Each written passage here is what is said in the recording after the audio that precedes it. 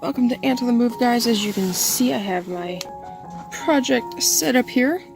So this is from some wood cross-stitch project from Freckle and Knot. I don't know if you can see that. I got a bad shadow happening. Sorry about that. But this is from Freckle and Knot. So we're going to give it a try stitching on it. So what is the idea? What is it supposed to look like? So I don't think I have a finished. Oh, here. This other one has a finished product idea. This is what it's supposed to look like when I get finished. Will it look like this? Probably not as neat, but hopefully fairly close. We'll see what happens. So Freckle and Knot, they provided the 2 colors, even a needle, stitching the instructions so you know how to stitch it, giving you a back stitch, lazy daisy stitch, and a French knot, so you have all that information. Also a pattern guide showing you where you're going to be backstitching, where you'll do the lazy daisy, make sure I'm saying that right, and then the French knot, and also telling you which color to use where, so that's really cool. This is to be placed on top to help guide your stitching, I guess, if you need to kind of remember which color goes where the French knots go. I don't think I need that, but we'll find out, I suppose. So it's really nice. This is wood, I believe, from Tongue and Groove, wood floor. So it's really, really cool. It's from the UK, so that makes it even better. But we're going to give it a try. We're going to see if we can stitch this and see what it looks like. So I need to find a couple other tools to make this possible. The one thing I need is, I can get it out of here. The drawer stuck. Need a good old pair of snips. I prefer to use these cute Ginger snips. I think they're Ginger. Yes, very hard to see, but Ginger, Italy. Will it focus? Yes, right there. Ginger, Italy snips. So I like those. So let's get started. So first off, we need to use which color here. We need to use the 3779. So we'll start with that. I'll stitch a few stitches, and then I'll come back and talk to you guys. Well, here's one for you. I've barely gotten started, and I've already messed up. Here's how. So I was pulling the thread floss off of the card, and I did it wrong. So I'm going to go spend a few moments making this a little bit neater so that I can use it. Why did I do that? I don't know. We'll fix it. We'll get back to it. We'll make it look neat again. Alright, let's fix this mess. Okay, so I have my mess untangled. I have the thread. I keep calling it thread. I know it's called floss. I don't know why I'm calling it thread.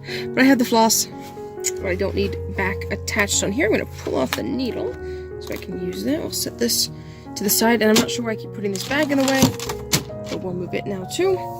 So now it is time to thread our needle, and I'm assuming, I did not read for sure, but I'm assuming I'm using all, I believe I'm using all 6 strands of the floss. That is going to be my assumption, and for how large the holes are, kind of makes sense. So let's see if I can get all 6 strands here through this needle. I'm going to use this other end.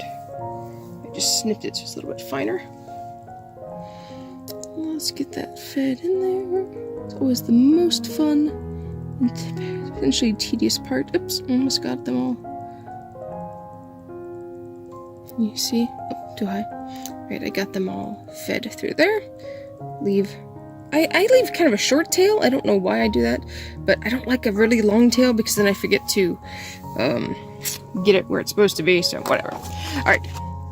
So she gives some instructions and some tips. So she mentions doing it about 2 arms length, and then securing one end of the thread with a couple of knots that are bigger than the hole. So let's get a couple of knots in this tail here. What is that movie that talks about a knot in your tail? He's got a knot in his tail. I think it's Jungle Book. I'm not sure. Twist that around one time. Come on, get that pulled into a good knot. Keep that thread nice and smooth. There we go, 1 knot. And let's get another one. Probably need at least 2, maybe a 3rd knot. We'll see here. 3, I always wrap it around 3 times. Maybe you should do more. I don't know. 3 tends to be what I do. So start at the back of the wood. We're going to put our first hole. It's going to be right there. And we're going to pull it up and bring it across. So let's do that. So we'll flip the wood over here. You can see our first hole we need to go in. So go there. I'm assuming that's correct. Yes, it is correct. Now let's see. Make sure my knots were big enough here. We'll soon find out. Not quite. We need one bigger, slightly bigger knot there. Because part of that moves through. So let's get one more knot here. And then we'll be right back. We'll feed it through. Come back. Get the first hole through. Now we're going to stick our second hole out right here. And then we'll... I'm bad. I don't know. I always start on the next hole. I'm bad about just pulling one hole through at a time. Don't know if that's a good thing, bad thing. Just tends to be me. And so then we have 3, and then we're going to come back down right through there. And we'll get a knot in our tail. Gotta make sure we don't do that. Get it through there. And now on to our next hole, which will be not that one. Haha, went too high.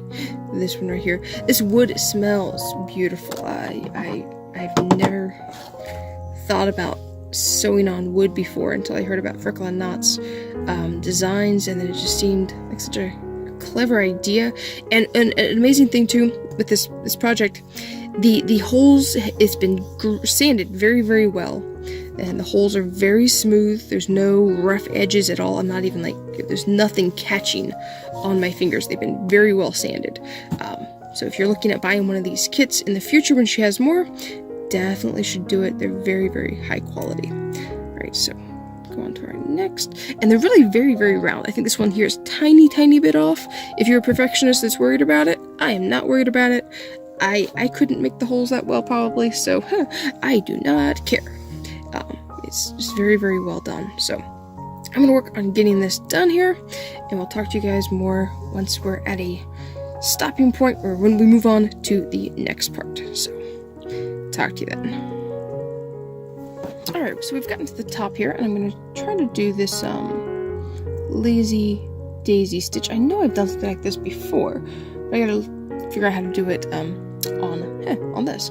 So I haven't done it in a while, so let me look at the way they have it here. I think I've got my stitch too far up. I'm going to take this stitch back out here. Alright, so I am here. I need to come up with it. Ouch, finger. So I've come up. And now I need to go down. But where am I going down?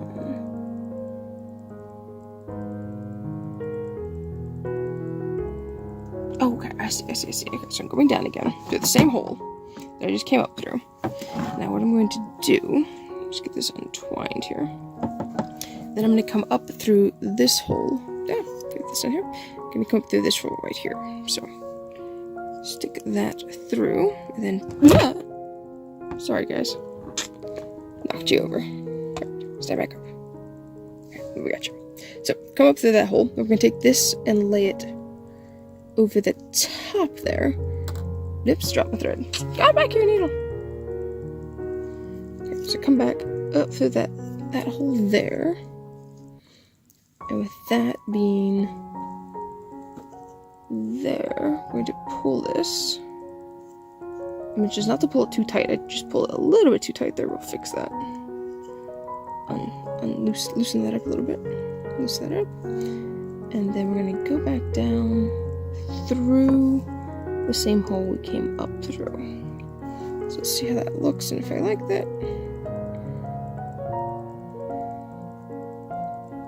It doesn't come out looking as neat as possible, but it's not bad. So basically though, it actually just looks like the same as all these stitches.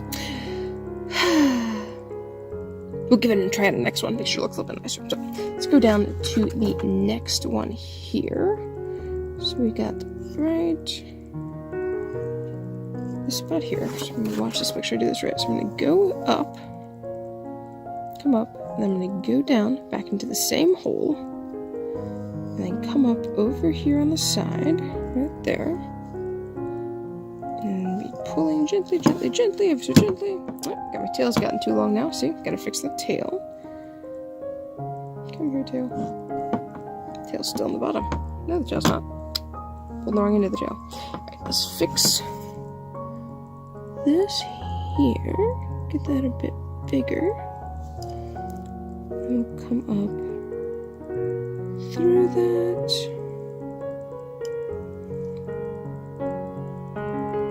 And then we're going to push this back in, but try not to pull it quite so tightly this time. See, what's happening is it's pulling down to the hole with it. I need to make this. I need to get it more central somehow. Let's see if we can tweak this. Okay, I think I've got it tweaked a little bit better. I think I was pulling it, this final part too deep in. I think that was making it not look quite right. So let's try it again here. We got another one to do. So we're going to go up through this hole. Try not to pull it too tightly so it doesn't affect that one over there. So we're going to stop right there, not pull on it anymore so it doesn't bother it. And we'll go down again to that same hole. Going down to that same hole there. Oops. That hole's getting a bit crowded. And then leaving ourselves a nice loop there. We're going to come up to the other hole. Trying to get my finger stuck up there. Needle! Come back here, needle! Going up to that once again. Okay. Gently pulling, because there is more resistance with the wood. So you gotta be a little bit careful. And I don't want to stretch the other one too much. We'll pull that. About right there, maybe? Let's see if that looks gonna be okay. It's gonna be a bit long. A tiny bit more.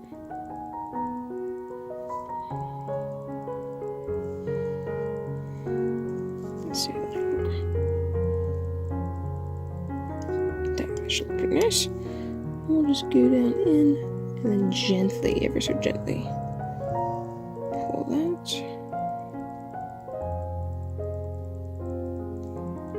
I'm gonna need to pull it a tiny bit more.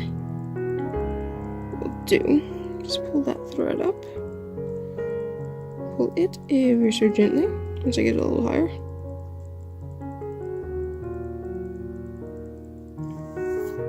Come back your thread. I know, I keep calling it thread. I do know it is called floss. I have used so much floss over the years that I do know the proper name. I am just failing to use the proper name. The problem, I'm trying to pull this slightly. I'm pulling the other part. I think I'm gonna have to pull this all the way back out. I was hoping to avoid doing, but it's not going to let me. I'll pull all that all the way back out, and I'll pull this a tiny bit more here. There, and I've got a slight knot in it.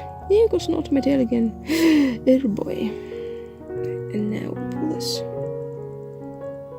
Kind of fluff it right there. Sorry if I'm out of the camera range. Focused on what I'm doing and not paying attention.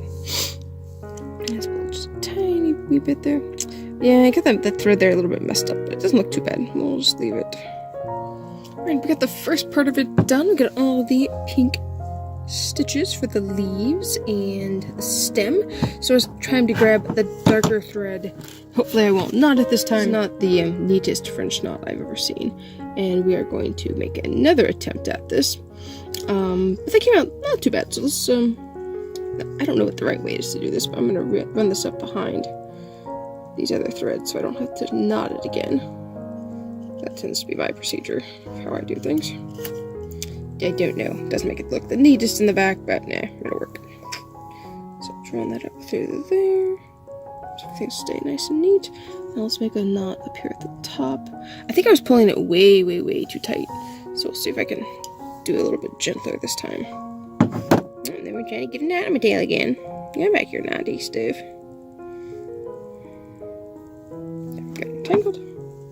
That's one of the hardest parts with cross stitching, is things just get so tangled up so quickly. And we're actually closer to that side, so we'll do that knot first. Okay, here's that one.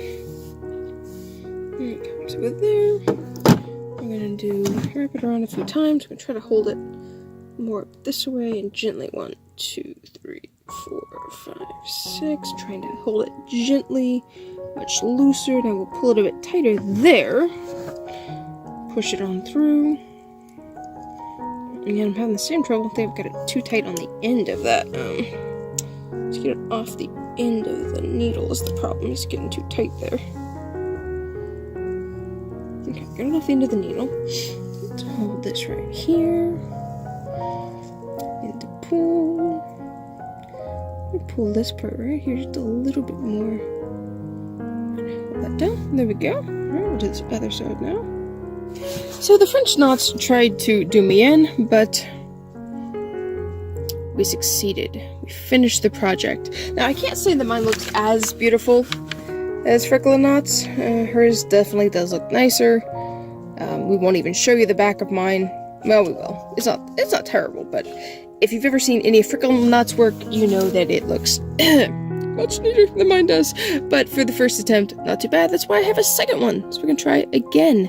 But there is my wood flooring, I think it's tongue and groove piece of wood that now I have cross-stitched and, or embroidered, however you want to, yeah, embroidered, because there's no crosses. Yeah, so there it is. That was my project on a rainy Saturday afternoon. So, thanks for watching. You should definitely check out Freckle and Knot and get a kit of your own, or just buy one of her pre-made kits if that's, pre-made products if pre-made items. There we go. Pre-made items if that is more up your alley. Thanks for watching Ant on the Move. Tune in next time to see what else we're learning how to do.